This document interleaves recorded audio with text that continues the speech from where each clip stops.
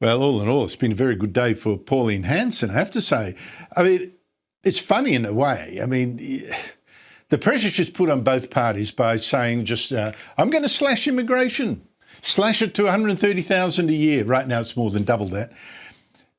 Well, you see that pressure. I mean, last week, you had Tony Burke, the minister in charge of immigration, trying to present his plan to his fellow ministers, to cabinet, to at least trim immigration.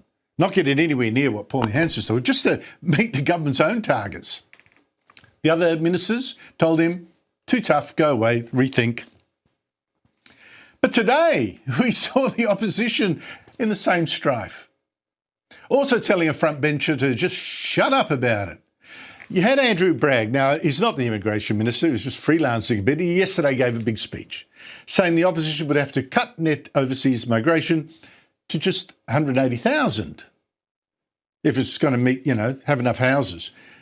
Only be told by his leader that it wasn't his policy to decide and he should put a sock in it and stick to Taylor's foggier plans. Look, Andrew expressed some of his personal views yesterday. I've made clear to him that his job is to express that his job is to express the views of the coalition and the senior team, of which he is a member. The net overseas migration figure of 180,000. Well, as I say, net overseas migration will depend on housing supply. It will be capped. Our migration will be capped based on housing supply. No wonder polls show that when it comes to leaders handling immigration, voters choose Pauline Hanson first and daylight second. But, even better for Hanson, I guess, the Melon mess remains today the big political story, sucking the oxygen right from Labor. I've heard some commentators, even on News 24, say, oh, look, it's not really a big deal. It was a poor joke at worst, the Japanese Prime Minister's melons. And look, Albanese, like Albanese said today, the Japanese ambassador had sent him a nice note. The Japanese ambassadors made very clear statements, indeed, about how warm our dinner was. Yes, of course. No one's arguing that the meeting when the Japanese Prime Minister visited here in May with Albanese was warm. That's not the issue. What about the sexist joke afterwards and the storm that's caused? In fact, Albanese's insult of Japan's Prime Minister is all over the Japanese media. Even the Nikkei, one of its top financial papers, had it today. And the damage doesn't end there. I mean, what about all the Albanese government's female ministers who have trashed their reputations as feminists by claiming Albanese hadn't really told a tacky sexist joke at the Japanese Prime Minister's expense? But it was just, honestly, who could take those women seriously? That is part of the damage done. But there's been another big development today in this story. Happened in the Senate. Joining me is Senator James Paterson, the opposition's defence spokesman. James Paterson, great to see you again. Look, every party in the Senate this afternoon, except Labor, voted to force the government to hand over documents about the Melons scandal by next Monday. What documents and why? This is really important, Andrew. It was bad enough that the Prime Minister has insulted the government of Japan, the people of Japan and the Prime Minister of Japan. But in seeking to extricate himself from the mess he's put himself in, it appears that his government has leaked confidential correspondence from Japan to try and downplay the seriousness of this incident. And that could be a criminal offence. So in the first instance, we've referred it to the AFP, but in the second instance, the Senate virtually united today, with the exception of the Labor Party, to vote to force the government to release this correspondence in full and any correspondence the Prime Minister's office has had with anyone else about it, so we can understand what role they played in leaking confidential correspondence from a critically important ally. But doesn't the Prime Minister have a right to release correspondence if he sees fit? I mean, what's the issue there? Well, firstly, he hasn't transparently released it. He hasn't just published it and said, I'm doing this. It's been leaked by someone, presumably in his office. Secondly, this is confidential correspondence from a really close and important ally of Australia. They weren't consulted about the release of this information. In fact, they've been quoted by media outlets this week saying that they were surprised to see it in the public domain. If our allies can't have confidence in us that we'll protect their correspondence, how can they trust us to keep their secrets in a dangerous and uncertain world? So I think it's very important this be investigated and we get to the bottom of it. Yeah, I thought it was really interesting, the Prime Minister today in Parliament saying, oh, but listen, the Japanese ambassador has just said, you know, we had a very warm meeting with the Japanese Prime Minister. He didn't address the issue, which is, we're not talking about the meeting, we're talking about the sexist jokes afterwards that seem to have offended Japan. It's all over the papers, by the way, in Japan now. And I hear some journalists and commentators say, oh, no, this is a trivial issue. See, you know, Japan isn't that fussed about it. It's a sexist joke at worst. But I strongly disagree because the cover-up has revealed so much. What do you say, though, to that argument? I think it's to the great credit of the government of Japan that they've tried to downplay this issue, but unfortunately they can't unsay what the Prime Minister said and they can't undo those crude gestures that he made. I think it's really important to remember that Sanae Takaichi is the first female Prime Minister in Japan. It's a very significant development for a conservative country to have a female Prime Minister. And so for her to be so cruelly and classlessly and crassly mocked by an allied friendly country like Australia and our Prime Minister really is very demeaning, particularly because he actually insulted the gift of the imperial melons, which is a very important gesture from Japan to Australia, and he's gone on a bawdy podcast to make light of it. It's actually quite offensive and ill-informed. And in a classic case with Anthony Albanese, he's just incapable of admitting fault. He's incapable of acknowledging when he gets things wrong. Like he lied about falling off the stage, he can't tell the truth about stuffing up here. And he's now pressing into service all his female cabinet ministers who've been so vocal about attacks on women to try and downplay this. I think the hypocrisy just reeks. Oh, absolutely. And it's trashed the reputation. I think we've got to be careful. The Japanese Prime Minister in a media release at the time talked about 1 crown melon. There might have been 2, but her press release nominated 1. I think it's Albanese, for the sake of a joke, who talked about 2 like this, you know, obviously the joke wouldn't have worked with 1 melon. I know it's a trivial detail, but I think we've got to be clear about these things. But I initially wanted to ask you about something else before this blew up again more today. Something really concerning.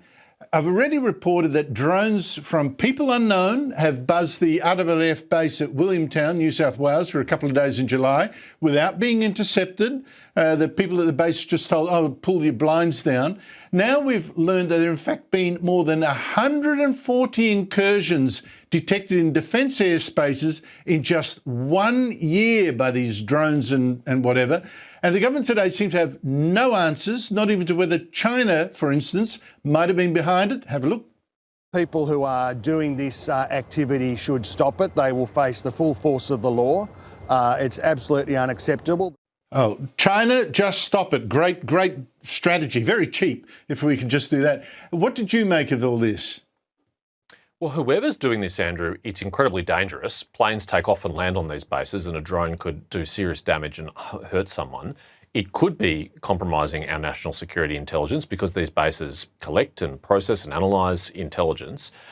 And it's alarming that this vulnerability has been advertised to the world because it doesn't appear in any of these instances that we've used counter-drone capabilities to safely take these things out of the sky. In fact, in the case of RAAF Williamtown, apparently they just went and reported it to the New South Wales Police for them to look into. Our bases need air defence. They need defence from missiles and they need defence from drones. We've seen in Ukraine and Iran and Gaza how critical these capabilities are. And Australia has this technology. We export it to the rest of the world, including to Ukraine, but just apparently we don't have them on our own bases. So much so that the final layer of our apparently layered defence on our bases is to close the shutters of our offices on our bases so that cameras on the drones can't see through. I mean, this is a joke. It was a pretty sick joke. And I would actually stress that even China, if China had nothing to do with any of these 147 incursions, they will have noted and learned a weakness in our defences. Just quickly, before you go, the Tomago bailout. $2.5 million to each worker there. $2.5 million to each permanent job to save it, totaling up to $2.5 billion in all. Even if you add the, people indirectly employed, it works out to $500,000 per worker, this bailout deal. How can any jobs in the private sector deserve that kind of subsidy? Well, it is extraordinary expenditure of taxpayer money, and it is obviously unsustainable if every heavy industry in Australia needs to be bailed out by the federal government like this. It's not going to lead to more efficient or productive economy. And the particularly galling thing about it, Andrew, is it is only necessary because electricity has become so unaffordable because of an issue which you've pursued very consistently for a very long time, which is the ideology of net zero. And Labor cares more about their commitment to that ideology than they care about the workers or about our economic competitiveness or productivity. And so I think it's very important that my party has recognised that we are committed to abandoning net zero, because we want these industries to be able to stand on their own 2 feet. We don't want them to have to be bailed out like this. We're not going to be able to afford to bail everyone out like this. And so we need to make energy competitive and affordable again, and we will. Are you against that subsidy for Tomago?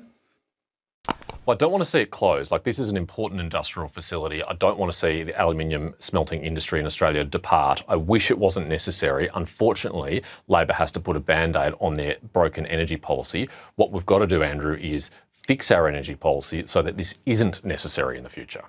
Well, it's not a Band-Aid, it's the whole medicine cabinet on this thing, and the hospital as well. It's just sensational to me. And they keep doing it. This is the 4th or 5th deal? I mean, it's just...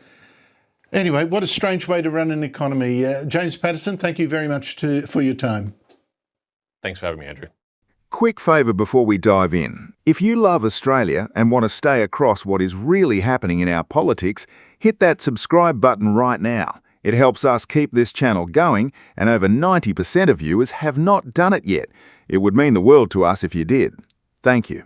Now, back to the show. Unidentified drones are circling Australia's most critical Air Force base, and the official defence response was to close the office blinds. The Prime Minister's Melon joke has now been reported in Japan's most prestigious financial newspaper. Cabinet rejected its own immigration minister's plan to reduce migration because it was deemed too tough, and the federal government just spent $2.5 billion bailing out a single aluminium smelter. Good day, Australia.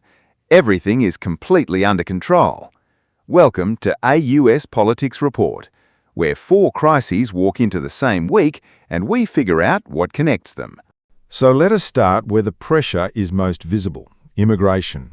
Pauline Hanson has proposed cutting annual intake to 130,000, less than half current levels. The effect on both major parties has been revealing. Immigration Minister Tony Burke privately proposed a modest migration trim. Cabinet rejected it as too tough.